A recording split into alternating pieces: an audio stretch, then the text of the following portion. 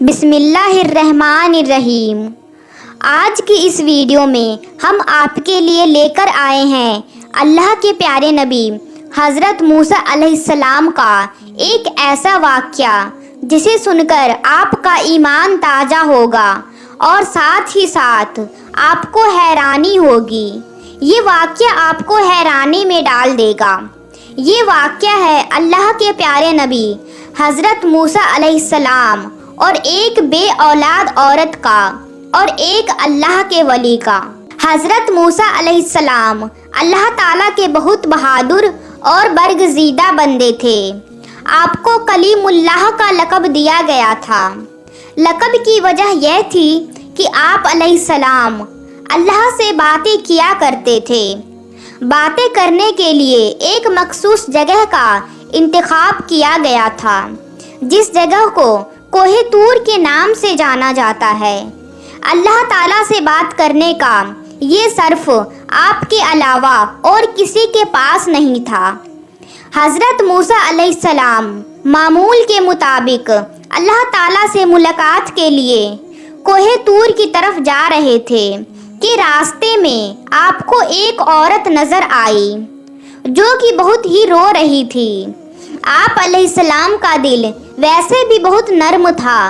اس عورت کو دیکھ کر آپ بھی غمگین ہو گئے۔ موسیٰ علیہ السلام سے رہا نہ گیا تو اس عورت سے اس کی پریشانی کا سبب پوچھا، تو پھر اس عورت نے بتایا کہ وہ بے اولاد ہے، لوگ اسے بانجھ ہونے کا طعنہ دیتے ہیں۔ اس عورت نے حضرت موسیٰ علیہ السلام سے گزارش کی کہ وہ اللہ تعالیٰ سے یہ دریافت کرے کہ اسے کبھی اولاد ہوگی یا نہیں۔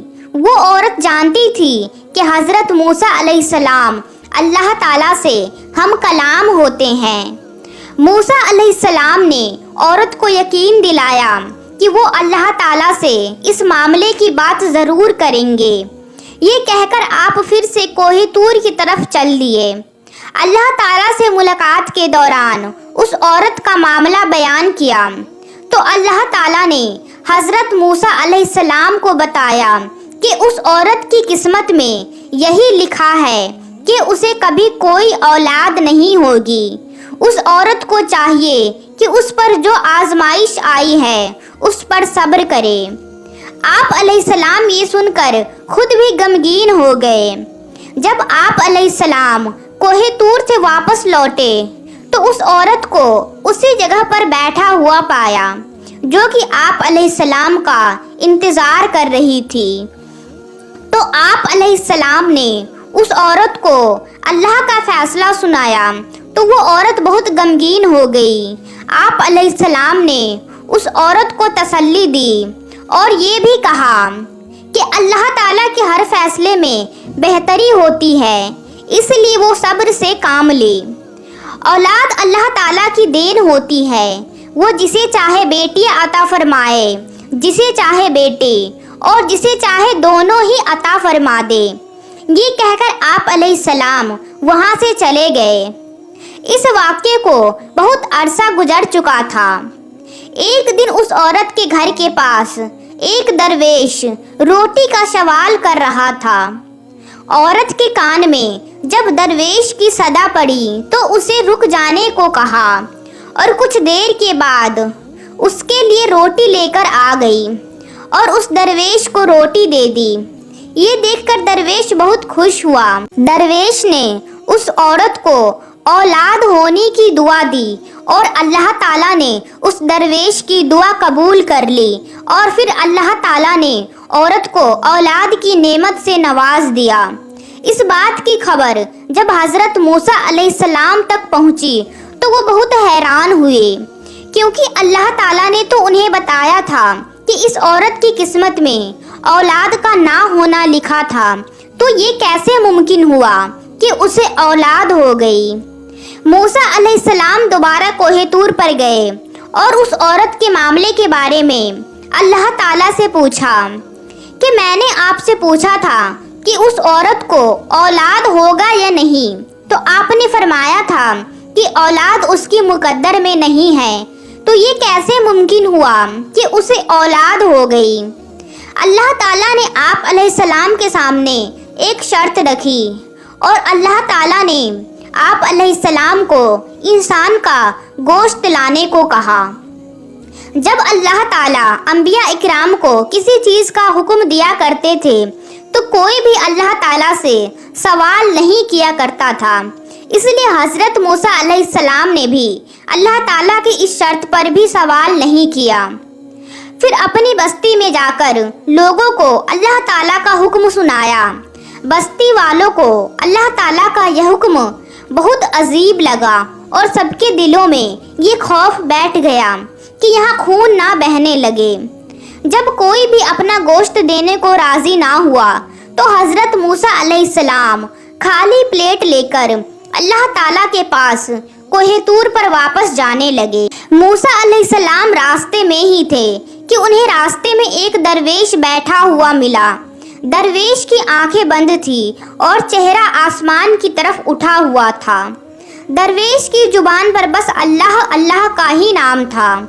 حضرت موسیٰ علیہ السلام اس درویش کے پاس گئے اور اسے اللہ کا حکم سنایا تو درویش نے اپنی آنکھیں کھول کر حضرت موسیٰ علیہ السلام کی طرف دیکھا اور بنا کوئی سوال کیے اپنا بازو آپ علیہ السلام کی طرف کر دیا اور کہا کہ میں حاضر ہوں۔ اس درویش نے حضرت موسیٰ علیہ السلام سے چھری لی اور اپنے بازو سے گوشت کاٹ کر پلیٹ میں رکھ دیا۔ یہ دیکھ کر حضرت موسیٰ علیہ السلام بہت خوش ہوئے۔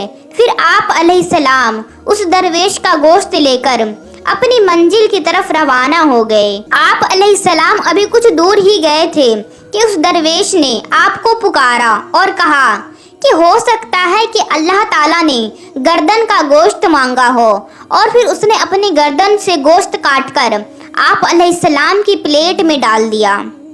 حضرت موسیٰ علیہ السلام نے پھر سے کوہ طور کی طرف اپنے قدم بڑھا دیے۔